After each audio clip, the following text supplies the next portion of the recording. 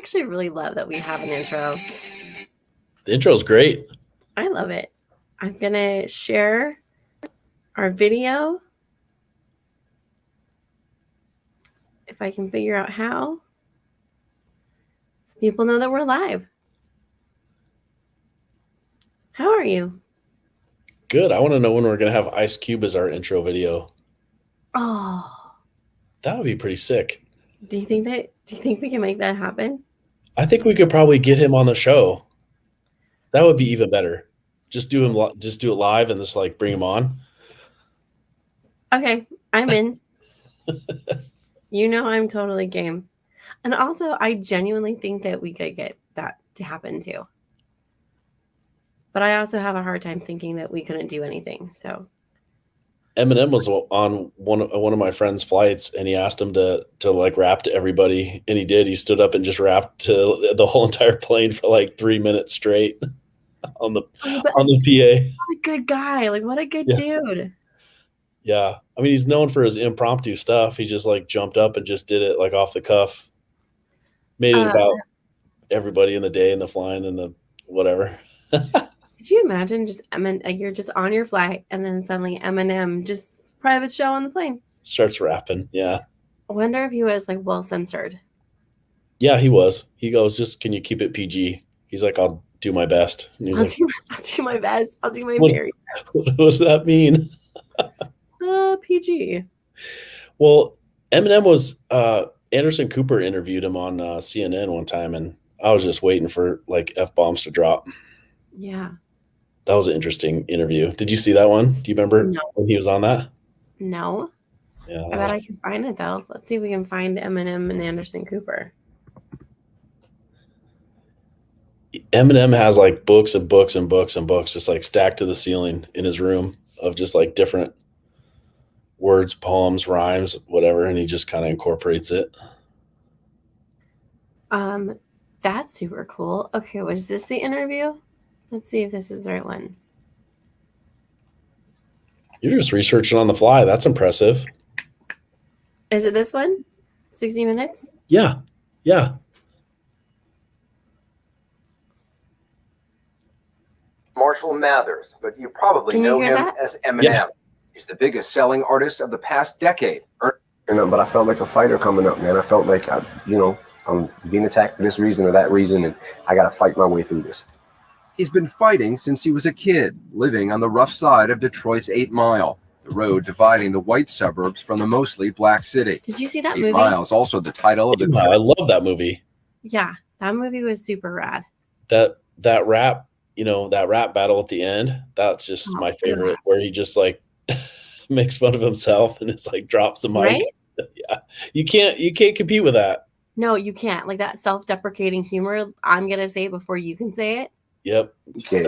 He discovered rap as a teenager, and in its tough talk and street smart sound, found his voice. He began competing in local rap battles depicted in the movie. One-on-one verbal fights where the goal was to come up with the cleverest rhymes and the best insults. Yeah. He's just always been that guy. And then to watch him on the Super Bowl this year. Yeah. I just wanted more, right? Like I appreciate that we had like Dr. Dre and Snoop so legit. 50 Cent doing his Spider-Man descent thing. That was cool. Kendrick Lamar, Mary J. But like Eminem came out and I was like, I just want more. I want more. Well, everybody knew Eminem was going to be there, and obviously Ice Cube and Dr. Dre, but was 50 Cent a surprise? Yes. Okay. I couldn't remember. I wasn't paying attention ahead of that, but I was thinking that was a surprise. He was a surprise. And not only was he a surprise, but also his entrance into the show was such a surprise because he just like came hanging from the ceiling. It was so odd. Yeah. And we saw it under like interesting circumstances, right? Because most everything else was in Spanish. And so it was like, what? Is that 50 Cent? Yeah, that was legit. That was super cool. Yeah, I love that. Eminem's always good too. I love all of Eminem stuff. Yeah, Snoop. Well, him and Machine Gun Kelly, that's awesome. Oh, those battles, those blow for blow battles, but it's almost like So MGK is big at this house. The Yeah. nephews love him. My nephew's been MGK for Halloween a couple of times, gone to his concerts. Like MGK is life, right? And at the same time, like you've got to like just the respect, the Eminem respect, right? The pioneer, the guy that paved the path for you to come out and be MGK. I don't know, man. I appreciate it for the pop culture moment that it was, but I feel like I would have to sort of tip my hat in Eminem's camp for that one. Well, yeah. As far as like who won that, the back and forth, the duo or the duel. Yeah. I think he just crushed it. But you have to imagine, like Anderson Cooper was just saying in that interview that he's been fighting his whole life. Can you just imagine the kind of pressure and the ceilings and the work and the attack you'd have to have from the get-go to try to do what he did? Yeah. That's intense. He's been doing that, his whole life. 3rd grade, high school. 3rd grade, right? Yeah. Yeah. Just constantly fighting. And so then I wonder, like, how does Eminem decompress, do you think? Do you think at night he just has like a cup of tea? I would love to know. Like, does he secretly go home and put on like Kenny G or watch Bob Ross painting? He doesn't seem like the guy to just snort a line of coke. You know what I mean? He's I'm sure he has in the past, but that doesn't seem like his outlet either. So, yeah, I would love to know. I mean, that would be. I just so curious. Like, I would love to imagine that he just gets home and it's just Eminem in his art studio, and he's just there thinking like, yeah, happy little trees, happy little trees, and like sipping a glass of like Cabernet, just trumpet music softly playing in the background. He's listening to smooth jazz, Yeah, that's his secret, smooth jazz. Who would have thought? Throwing people off. That'd be awesome. We have people watching, so hi to our couple of viewers. Hello, viewers. This is live, so you can comment. Let us know who's here. Nice. Love it. We were just talking about Eminem and how he might decompress in the middle of the night or at the end of his day. What's your decompression? What do you do? Melatonin for sure. It helps me. And then I like, melatonin and meditation. All right. Well, talk to us a little bit about meditation, because that was something that I did not know so much about. I know it's huge for you. So where did meditation come from? How did you find it? I guess out of necessity, just being busy and traveling so much and just being exhausted. I just kind of got to the point where my mind was tired. It was always going. I was thinking of different business ideas and I had like 3 jobs and raising 2 kids and just traveling a ton and just a lot of stuff going on. So out of necessity, I needed to quiet my mind. Yeah. So I found Abraham Hicks is just incredible. She's obviously, well, not obviously, but she's my favorite. And Joe Dispenza and Bob Proctor, those are the kind of the people that I think do a really good job of helping everybody figure out how to meditate, how to bring like that just calmness to your mind and your heart and settling down and just relaxing, and been doing it for like 10 years now. Yeah, I love Abraham Hicks. You introduced me to Abraham, and I think it's incredible. This was a quote off of her Instagram, and it says, "I see myself in perfect health. I see myself in absolute prosperity. I see myself invigorated with life, appreciating again this physical life experience, which I wanted so very much as I decided to be a physical being. It is glorious to be here, a physical being, making decisions with my physical brain, but accessing the power of the universe through the power of the law of attraction." I mean, come on, right? That's awesome. It's interesting you say that because try to get my. Oh, I got it right here. I didn't even know we were going to be talking about this, but I got my book. It's Law of Attraction. No way. Yeah, I just happened to have it with me. I didn't even know we were going to be talking about this, but I just think it's almost synonymous, right? Like Abraham and vibration and law of attraction and feeling the way that you want to feel and really pulling that into your mind and living within that place. And so for anybody who is interested in that kind of open mind, creation, abundance, prosperity mindset, this is the place to be. This is the place to come and follow. And the YouTube channel that correlates with this is spectacular. Yeah. Well, and that law of attraction and like what she teaches so much of, and what helps in the meditation is you get what you think about, whether you like it or not. So if you're thinking about the negative thoughts and you're thinking about you don't like your job, or you don't like where you live, or you know, whatever, that's not gonna get you where you need to be. So you got to think about the job that you would like to have and what that would feel like if you did have it. And that's the disconnect of just, there's two opposite ends of the spectrum. And so whatever you think about that you don't like, you just got to go opposite of that and think about and feel what that feels like to have what you want. And just quieting your mind allows you to do that, really. Oh yeah, 100%. It's funny that you would say that, because this morning I had one of my counselors. It was a Monday morning meeting, right? So I work in higher education, and one of my counselors was just saying that she was feeling defeated. And I said, awesome. So let's just take a second, right? First things first, we need to calm the chaos cloud, because if that's where you're living right now, if you're feeling deflated, if you're feeling defeated, and it's Monday morning, it's 10 a.m. on a Monday morning, and if that's where we're starting, it's going to go downhill from here, and it's going to go quickly. So it's a matter of recognizing just how talented you are, what you have to offer, setting your intention. We've talked about that a lot. Setting your intention for what you want your day to hold, look like, feel like, how you want to finish your day, what you want to be able to shut your computer down, take your headsets off, and feel like what you've accomplished. And we're always our biggest critics, and we're so quick to fall into that downward spiral so fast, right? Like I call it a chaos cloud because it happens. It's like a storm that rolls in. Yeah.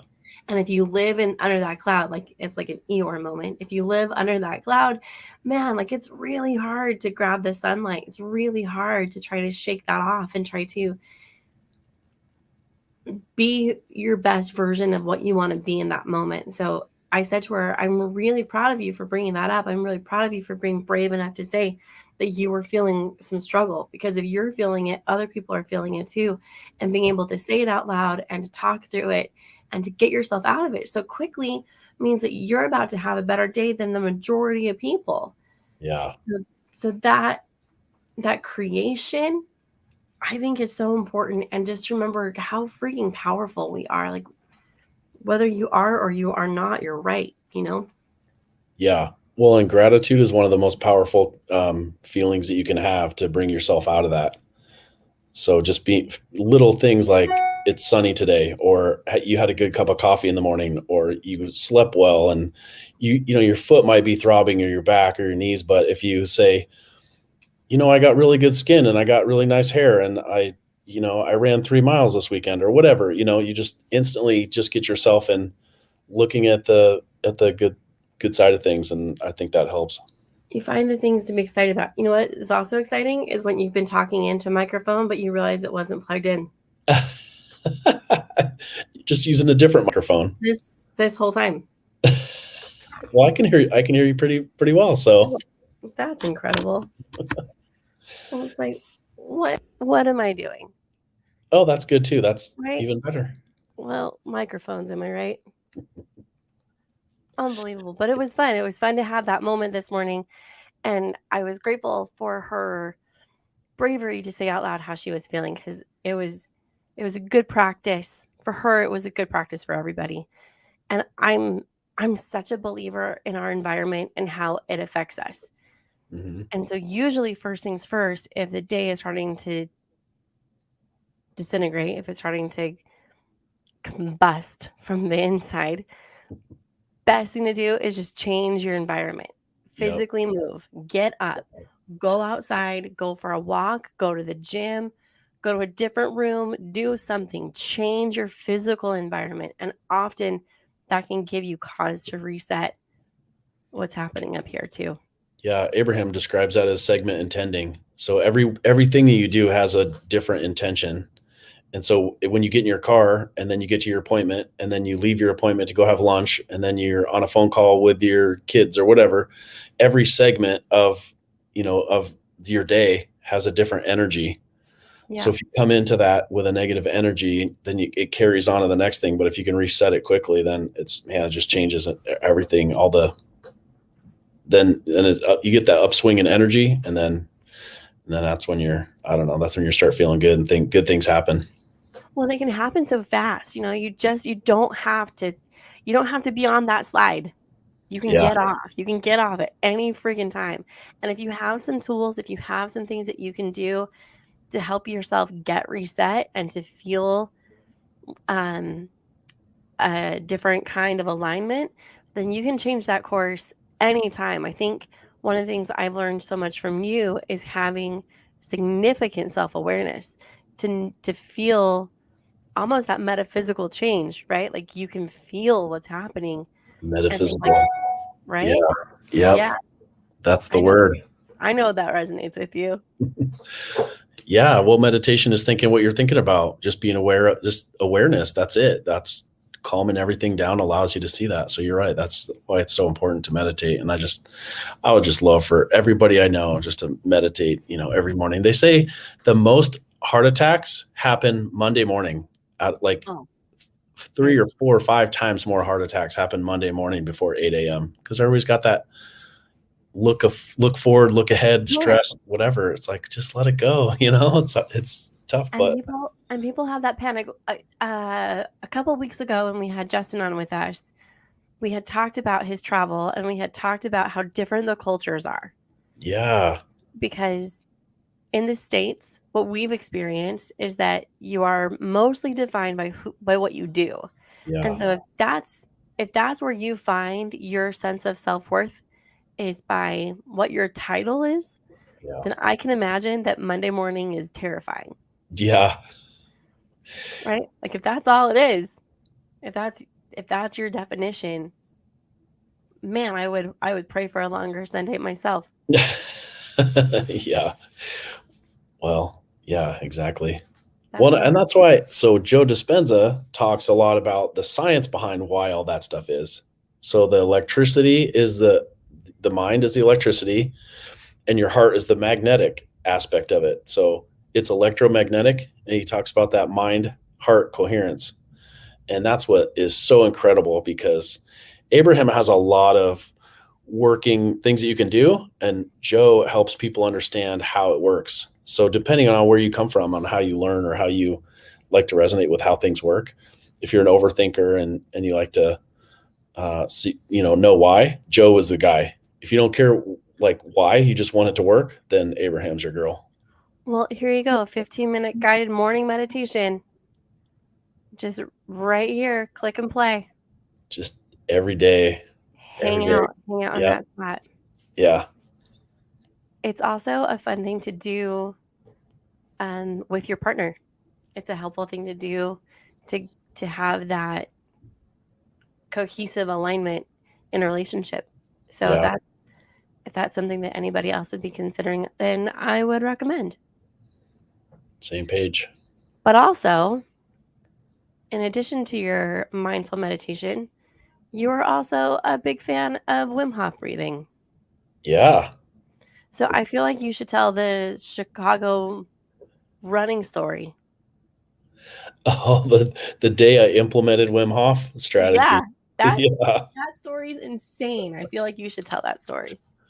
Well, Wim Hof, I came across Wim Hof, I don't know, YouTube video, down the rabbit hole of, mind over matter, implementing health, things, whatever. And it sounds crazy initially, but it is so insanely intuitive. And he came to it again from kind of a sense of urgency, of need, of cold showers and breathing made him help him feel better. And his wife committed suicide years and years ago.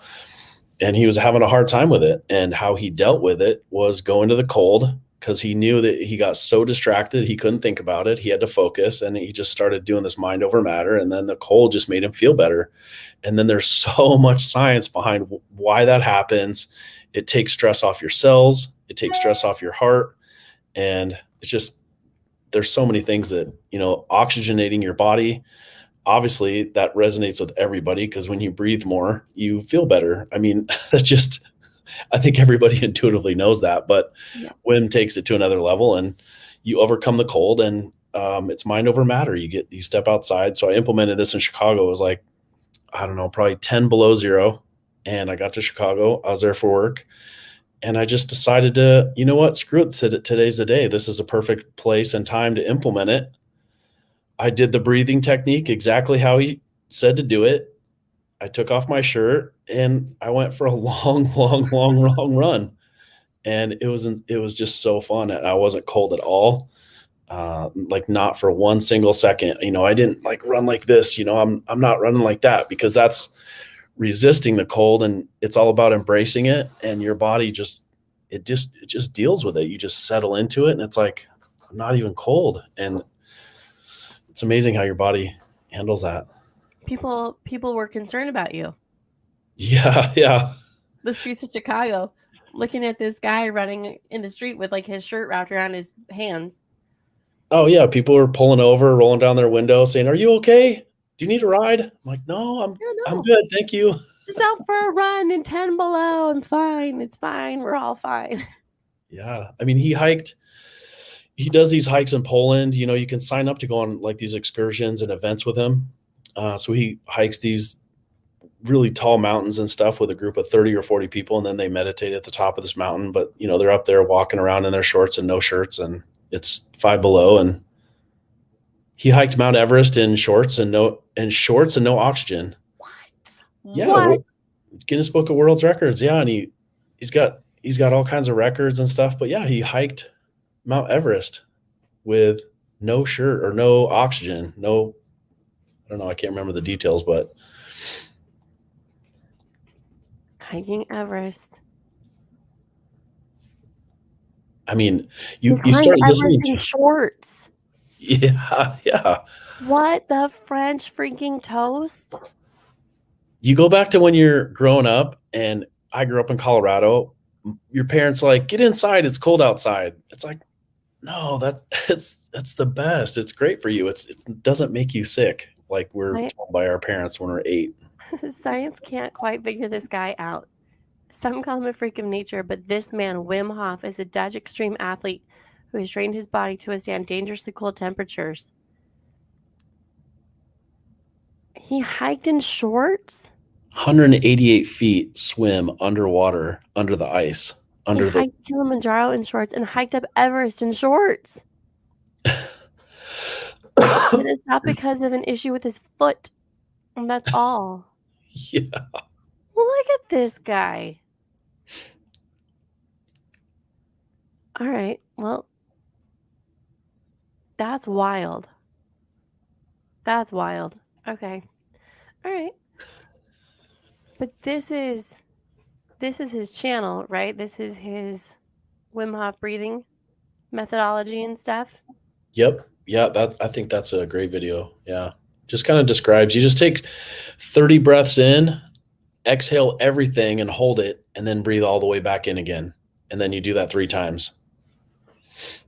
What's interesting is when at an old job, I had a boss who was super interested in Wim Hof breathing. And so during a division meeting with all employees, he pulled this up, and he had everybody in the room that wanted to participate. And a lot of us did. I thought it was great. So I knew what Wim Hof was, but I've never practiced it. Oh, that's cool. Well, they teach it to surfers too, because when you're surfing and you're, paddling and you're riding a wave and you're out of breath, and then you get held underwater, it's extremely easy to die if you get held underwater while you're out of breath. Yeah. If you go under right at the wrong time after you don't exhale right and you get held under, so that they do a lot of this breathing technique stuff too. Deadly. Well, that's just fascinating. But you're a big fan of cold cryotherapy, cold showers, get in the ocean without a wetsuit. You embrace it. You lean into it. Yeah. Yeah, I love it. Love how that feels. I really like warm water. I like a hot shower. I like a jacuzzi. Yeah. But I might dabble. I might lean into it a little bit and see what happens, because I know that there's good in it. I know that there's good in it. It's why cryotherapy is such a rage. It's why people do cold baths after workouts, and they do like sauna, cold plunge kind of a thing. I know how good it is for healing, for longevity, for muscle regeneration. I know.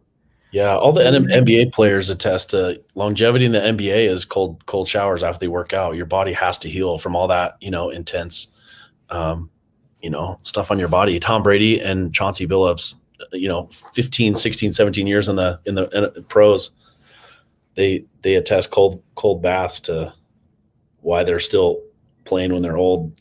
Yeah, that gnarly impact, right? Okay, let's take a quick tiny break, and let's do a commercial for our energy drink that's coming out. We just got the news today that it's on its way. So we'll be right back in just a second. Are you ready to push your limits? Push your boundaries. Get tough. See what's out there. Don't let anybody hold you back.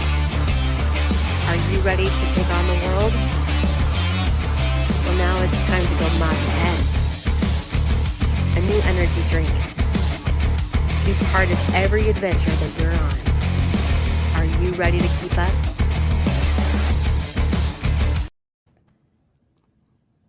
Nice job. I love that so much. Yeah, that's incredibly well done. For the folks watching, Ben and I have an energy drink coming out called Mach 10. We had the first draft of it, I want to call it just like the first iteration of it came out. We made some changes to the label, cleaned up our branding a little bit, had to toss our barcode on it to make it actually available for retail, because it's one of those things that you learn when you're building new businesses. And it's coming out. It's shipping right now, so it'll be with us shortly, and then we're just working on distribution. So if you or anyone you know is connected to the food and beverage industry, please let us know at connect@mach10enterprises.com. Shameless plug. You know what we didn't talk about yesterday that we were going to talk about? What's that? The new Top Gun movie. I know. It's coming out in a month. The 27th, I think. Yeah. Yes. Yeah. That's going to be sweet. It's like they stole our idea of motorcycles and jets. That's so rude. How dare you, assholes? What are you doing? We copyrighted that shit. We had it first. So sorry about your movie from the 80s, but we've been thinking about this for 30 years. So basically, just get back in line. But I mean, this is the brand. This is the logo. It's right on the screen. It's coming. And it lends itself so perfectly to the release of that movie. So I'm excited to capitalize on the timing of it all. Yeah. Are you Team Maverick or Team Goose? Team Maverick. Oh, you gotta be. You're a motorcycle guy and a pilot. And it didn't go so well for Goose. True. Also, I don't know how to play the piano. So does that make you a Team Goose fan? It makes me Goose, but man, I'm hoping for a different ending. Yeah. It doesn't go so well because I'm definitely the navigator. I'm definitely the one that like keeps the Maverick in check. And I do play the piano. But also, if I hit an ejection button, I would like to not. Just make sure the canopy works. Yeah, a little bit. So we can just double check that, maybe rewrite some history, that I'm down with Goose. Well, maybe that's why they made a sequel. We'll find out. Okay.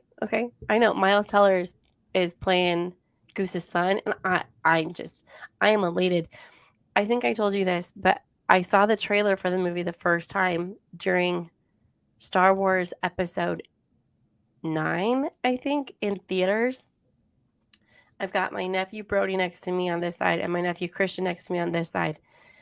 This is my second favorite movie of all time is Top Gun, right? It's second only to Ferris Bueller's Day Off. And there is, if you know, there is a noticeable gong that goes before the music starts. I'm sitting in this theater. I hear the gong and I throw my arms back like I'm seatbelt on these boys. Like I know what's coming. And I am just goosebumps head to toe. I am pins and needles for this film, and it's been coming out and coming out and coming out, and I cannot wait to see it. And we made some friends at the Top Gun bar in San Diego, so I think that it might be worth being in San Diego when this movie comes out and hanging out at the Midway or doing something when it releases, because that would be so cool. That'd be a great spot, to be when it launches. Heck yeah, we'll grab the motorcycle, drive it down to San Diego. Come on. That's a great idea. Well, I'm going to have a complete and total, probably words I shouldn't say on this show. But I'm very excited about it. Now, a completely separate right turn. Have you seen these kids that just do the coolest things? Oh, yeah. Okay. These kids, oh my God, these kids are going viral for so many different things. Yeah, this is a compilation of the world's most talented kids. Okay, can we just take a moment?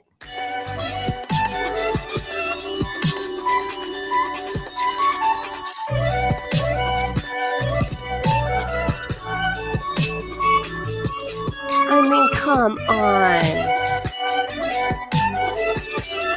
The intensity. Yeah. He's dialed in. That kid is no joke.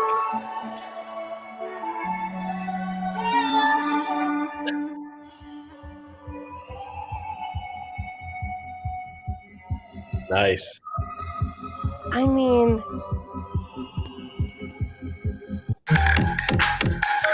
oh, there we go.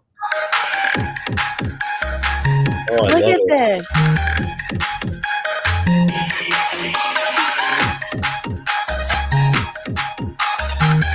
They're kids. These are children.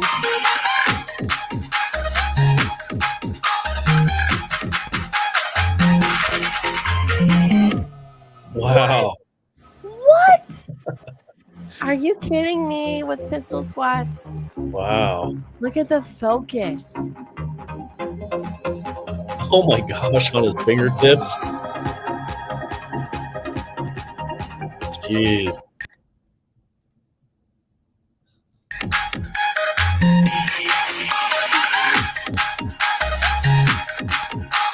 Wow, that's impressive. Future Olympian there.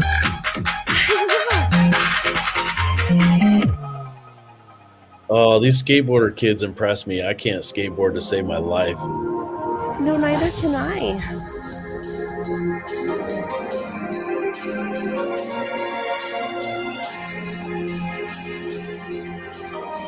It's just so cool. So speaking of Mavericks, right? Like my youngest nephew is a Maverick. His name is actually Maverick. He's 8 years old and he started doing Kids That Rip. He's doing skateboarding classes now. And one of my older nephews, Dawson, is taking him to go to the parks and stuff because Dawson's a skateboarder. And his body awareness at 8 years old is already pretty damn remarkable. I'm just watching these kids and just their proprioception and their ability of like their physical awareness at such a young age. It's wild. Yeah. How much they can focus. Yeah. Right? And just like aware of their balance and aware of their bodies and aware of what they're doing and the fact that they're on wheels or on snow or Very little fear. Very little fear. Yeah. I think that's maybe the most surprising part. Like, there's no fear. There's no hesitation. Where do you suppose that comes from? Well, I don't know. Good question. But the motorcycle kids, the kids that are doing the motocross, these kids are going pro at 8. They're getting sponsored and having all their bikes and their gear and their entry fees paid for. And then their parents, are setting them up with contracts to go pro, at 8. It's just insane. These kids. Yeah, it's so impressive. Let's find an 8-year-old motocross.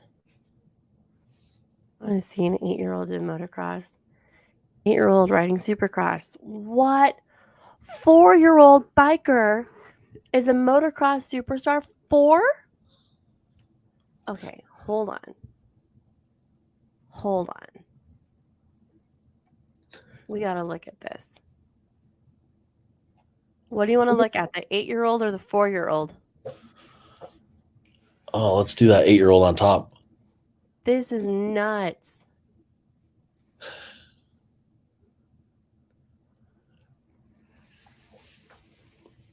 Sorry, you two were contributing to your AdSense.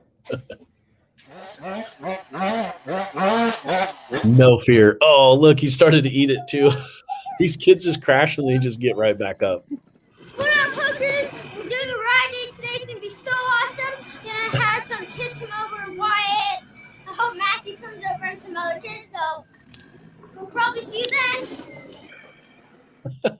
Mom sitting staging. Yeah. Yeah, if it goes red flag, pull the phone out. This is like their backyard. What? Oh my God. Oh.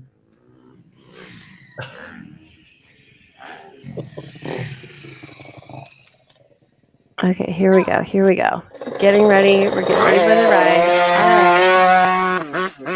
I love the GoPro on his helmet. Oh. Woo!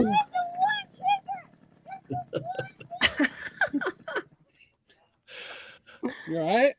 I hit it. I just buckled. I was like, oh no, I'm out.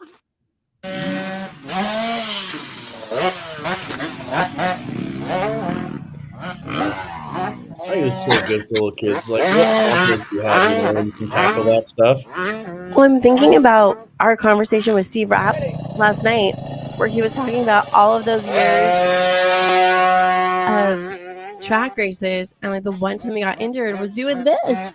Yeah. Look at that.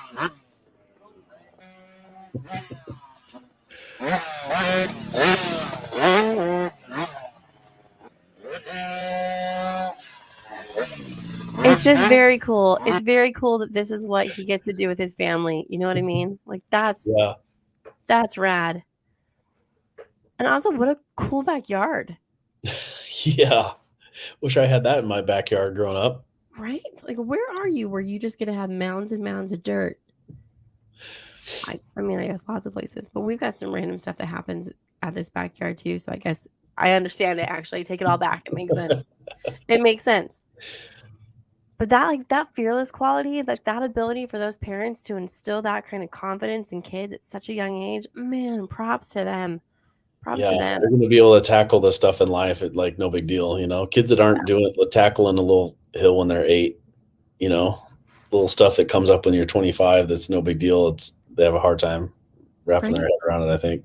Yeah. Such a good idea to get kids involved in stuff like that, I think. I think so too, especially I think it would be so hard to be a kid right now. How so? I think that I feel like there's no simplicity in childhood anymore. I feel like everything is super elevated. Everything is super competitive because you have access to everyone. So you know exactly what your friends are doing or what their friends are doing or what the neighbor's doing or what your random person in New Jersey's doing, right? That's your same age. And suddenly you have this notion that you have to keep up with everybody. Like there was something very innocent about the way we grew up, right? Like you went home and if you didn't know, you didn't know. Like if there was a party going on that you weren't invited to, you didn't really know about it unless someone told you. Yeah. And then, even then, like that would be a shitty person that was like, Stacy, you weren't invited to a party. But mostly I would have been like, yeah, okay, whatever. But now, like if you're not invited to a party, you're gonna know about it damn near instantly. I don't know. I think it'd be so freaking rough to be a kid. We've kind of talked about like how fun it was to grow up like passing notes and having pagers and doing collect calls and stuff, and just like the innocence of it all. And I don't know that there's a whole lot of innocence in the tech world.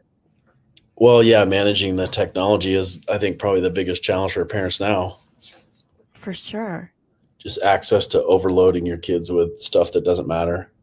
Yeah. Desensitize kids in ways that you didn't have to worry about 10 years ago or 20 years ago. No.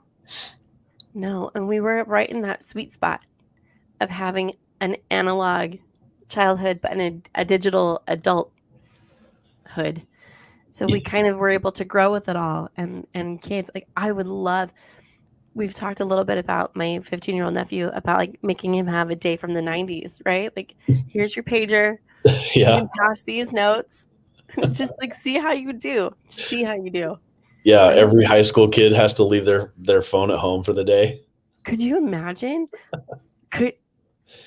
I think it would be so healthy. Like on Wednesdays, no phones. Yeah. Just every Wednesday. We'll start a hashtag. Well, they'll see it on their phones, and then maybe they'll subscribe. Maybe it'll become a movement. A couple of my friends, they'll put their phone on the middle of the table or whatever, and they say whoever reaches there for their phone during dinner has to pay.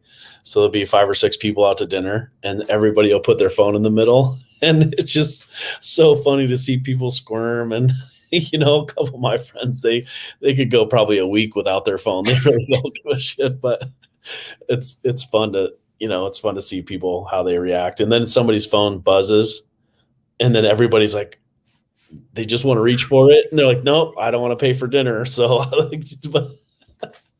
that's a great social experiment. That would be a wild social experiment. I feel like I want to do that now, except I have a friend that would lose like that. So well, that would be great for having her pay for dinner though. Exactly. Yeah.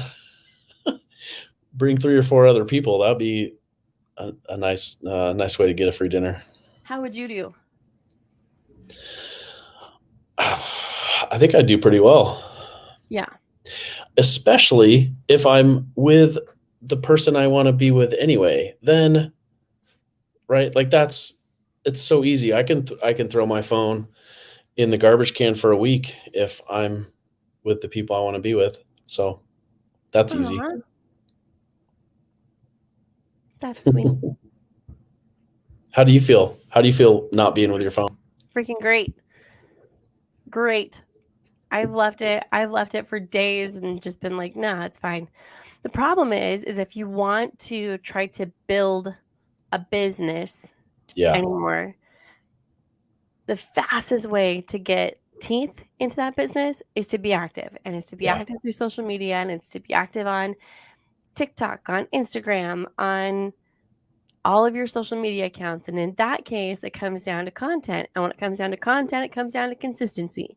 And so in that regard, if you're trying to build a business, you got to be on it. You got to play the game. You got to do the thing. But personally, let it go. In fact, you have a good friend who is crushing the social media game right now. Let's talk about it. I was just thinking about him when you said that. I was like, I wonder what Don would say if he couldn't use his phone. Well, he's going to be a guest on our show, so we'll have to ask him that. I know, this is like a little preview. So Don's coming on. He's just a good dude. So tell us a little bit about Don. What do we know about him? Exalt Vodka up in Vancouver, Washington. He had a brand, and he did so well. He sold it all out. So now it can't be had. So I mean, he travels around a bunch, but he does these TikToks, and he's got so many followers, and he is hilarious. And it's really about content for him because he has such a huge following and people love what he does, and he's constantly timing it out so that you get a little bit of him here, and then by the time you forgot about him, he does another one and he comes right back in. So he's really built this kind of brand. We have to watch this. He's got 40,000 views on this. I don't want to live without you. I don't want to even breathe. I don't want to dream about you. Want to wake up with you next to me. He's such a ham too. He's such a ham. The winks and the bite, the facial expressions. That's amazing. I can see how that one got so much traction. He's got one up here that's Justin Bieber. It's the Georgia song, the Future song. I get my weed from California. That's that shit. I took my chick up to the north, yeah. Badass bitch. I get my light right from the source, yeah. Yeah, that's it. Got my peaches out in Oh, it's so funny. I like that one. Yeah. He's got such a great personality. So it's entertainment, but it's a business, and he's also lifting people up. So I love from where it's coming from. It's just such a good place because he's, like what you're talking about, building a business or content. But for him, it's so genuine and so uplifting, and it's fun, and he likes to do it, and he engages with his friends and people he doesn't know. And he just does a really great job. Well, we're going to grab some pointers from Don. I'm excited to have him on the show. I know that he had a live last night and he was talking all about our energy drink. So shout out to Don already. Thank you so much for the call out. Yeah, I was just making some he's just kind of engaged with me too. So I saw his live stream on TikTok last night, and God, I was just laughing out loud. It was the funniest thing I've seen in a long time. I can't wait. I turn on his notifications to get it next time it shows up. So I won't miss the next one. I'm looking forward to it. Nice. Yeah. Yeah. So he's excited to be on our show. So that'll be fun. I'm excited to have him. We've got like a cool lineup of people coming up in the near future. So we're only going to get better. We're only going to hone our craft at doing this, but it's been a lot of fun so far. Yeah. So I would say, for anybody watching us, thank you for watching us, and keep watching, because we're going to have really cool people on doing cool stuff. And, those kids, we're going to probably end up talking to those kids. Yeah. They're going to be future superstars in their sport. We're going to grab them while they're young, talk to them about how they stay dedicated and balanced at a young age. Who knows? I was listening to a couple of these kids do interviews after they won the race, or just right before they're going to race. They interview these 8-9-year-old kids, and they are so well spoken. It's incredible how well they, talk about the race and what they're thinking about the race and what their goal and mission is with the race. And a lot of them have been coached on what to say, but a lot of them are just speaking from the heart. They just say, and at the end of the day, they're kids and they're just going to say what they want anyway. So it's fun when that authenticity just like comes out. And I mean, maybe that's like the weird double-edged sword about all of this social media personality development for kids at such a young age, because the number one fear in life is public speaking, right? It's public speaking and then death, which literally that's what they say, which I find shocking.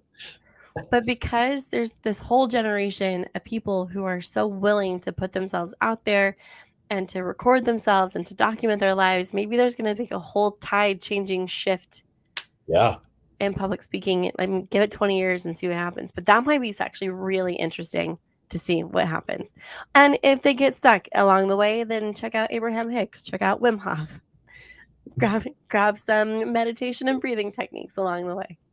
Yeah. Just like a whole tie-in. Well, should we wrap this one up for tonight? Yeah. This was good. This was fun. It's always a good time.